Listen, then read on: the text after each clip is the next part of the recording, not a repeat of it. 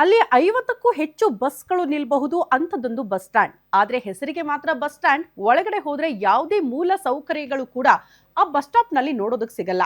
ಜೊತೆಗೆ ಆಗ್ಲೋ ಈಗ್ಲೋ ಬಿದ್ದೋಗ್ಬಿಡುತ್ತಾ ಅನ್ನುವಂತ ಆತಂಕ ಕೂಡ ಪ್ರಯಾಣಿಕರನ್ನ ಕಾಡ್ತಾ ಇದೆ. ಹಾಗಾದ್ರೆ ಈ ದುಸ್ಥಿತಿ ಬಂದಿರುವಂತ ಬಸ್ ಸ್ಟ್ಯಾಂಡ್ ಇರೋದಾದ್ರೂ ಎಲ್ಲಿ? ಆ ಕುರಿತ ಒಂದು ರಿಪೋರ್ಟ್ ಇಲ್ಲಿದೆ ನೋಡಿ.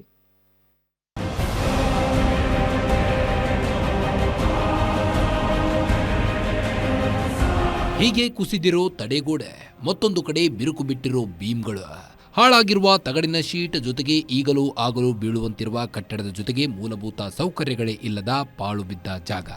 ಅದರಲ್ಲೂ ಜನ ಬಳಕೆಯಲ್ಲಿರುವ ಈ ಬಸ್ ಸ್ಟ್ಯಾಂಡ್ನಲ್ಲಿ ಇರೋದು ಶಿವಮೊಗ್ಗ ಜಿಲ್ಲೆಯ ಹೊಸನಗರ ತಾಲೂಕಿನ ನಗರದಲ್ಲೇ. ಹೌದು, ಪ್ರತಿನಿತ್ಯ ಈ ಬಸ್ ಸ್ಟ್ಯಾಂಡ್ನಲ್ಲಿ 50ಕ್ಕೂ ಹೆಚ್ಚು ಬಸ್ಗಳು ಬಂದು ಹೋಗುತ್ತವೆ. ಹೀಗಿದ್ದು ಬಸ್ ಸ್ಟ್ಯಾಂಡ್ನಲ್ಲಿ ಕನಿಷ್ಠ ಮೂಲಭೂತ ಸೌಕರ್ಯಗಳೇ ಇಲ್ಲ. ಈ ಒಂದು ಬಸ್ ನಿಲ್ದಾಣ ಸಂಪೂರ್ಣ ಶಿಥಿಲಗೊಂಡಿದೆ. ಪಾಳು ಬಿದ್ದ ಯಾವುದೋ ಒಂದು ಐತಿಹಾಸಿಕ ವರ್ಲ್ಡ್ ಹೆರಿಟೇಜ್ ಸೆಂಟರ್ ಇದನ್ನ ಸೇರಿಸಬಹುದು ಅನ್ಸ್ತದೆ ಹೀಗೆ ಬಿಟ್ಕೊಂಡ್ರೆ. ಈ ತರದ ದುಸ್ಥಿತಿಯಲ್ಲಿ ಈ ಬಸ್ ಸ್ಟ್ಯಾಂಡ್ ಬಿಟ್ಕೊಂಡಿದ್ದಾರೆ. ಮತ್ತೆ ದಿನದಿಂದ ದಿನಕ್ಕೆ ಆ ಬಸ್ ಸ್ಟ್ಯಾಂಡ್ ನ ಗೋಡೆಗಳು ಕುಸಿತಾ ಇದಾವೆ. ಆ ಕುಸಿತ ಗೋಡೆಗಳು ಎಲ್ಲಾದ್ರೂ ಅದ್ರ ಮಾಡಿ ಬಿದ್ದೋದ್ರೆ ಅದಕ್ಕೆ ಹೊಣೆ ಯಾರು? ಅಧಿಕಾರಿಗಳು ಯಾರು ಹೊಣೆ ಆಗ್ತಾರೆ? ಯಾವ್ದಾದ್ರು ಜೀವ ಹಾನಿ ಆಗಿದ್ರೆ ಆ ಕುಟುಂಬಕ್ಕೆ ಹೊಣೆ ಯಾರಾಗ್ತಾರೆ ಅನ್ನೋದನ್ನ ಸ್ಪಷ್ಟನೆ ಕೊಡ್ಬೇಕು. ಇನ್ನು ಹೊಸನಗರ ತಾಲೂಕಿನ ನಗರದಲ್ಲಿ ಇತಿಹಾಸ ಪ್ರಸಿದ್ಧ ಬಿದನೂರು ಕೋಟೆ ಸಹ ಇರುವುದರಿಂದ ಪ್ರತಿನಿತ್ಯ ಸಾವಿರಾರು ಪ್ರವಾಸಿಗರು ಸಹ ಇಲ್ಲಿಗೆ ಆಗಮಿಸುತ್ತಾರೆ. ಇಂತಹ ಪ್ರವಾಸಿ ತಾಣಗಳಿರುವ ನಗರದಲ್ಲಿ ಒಂದು ಬಸ್ ಸ್ಟ್ಯಾಂಡ್ ನಿರ್ಮಾಣ ಮಾಡಿ ಎನ್ನುವುದು ಸ್ಥಳೀಯರ ಆಗ್ರಹವಾಗಿದೆ.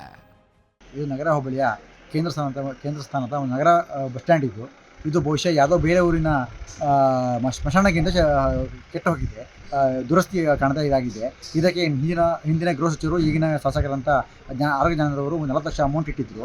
ಅದನ್ನು ಸ್ಥಳೀಯ ಆಡಳಿತದ ಸದಸ್ಯನೊಬ್ಬನ ಸ್ವಾಭಾವಿಕ ಜನ ಪಕ್ಷಪಾತದಿಂದ 40 ಲಕ್ಷ ಅಮೌಂಟಿಗೆ ಈ ಗ್ರಾಮ ಠಾಣ ಆದ್ದರಿಂದ NOC ಕೊಡಕ್ಕೆ ಬಿಡದೆ ಅಮೌಂಟ್ ಹಿಂದಕ್ಕೆ ಹೋಗುವಂತೆ ಮಾಡಿದ್ದಾರೆ.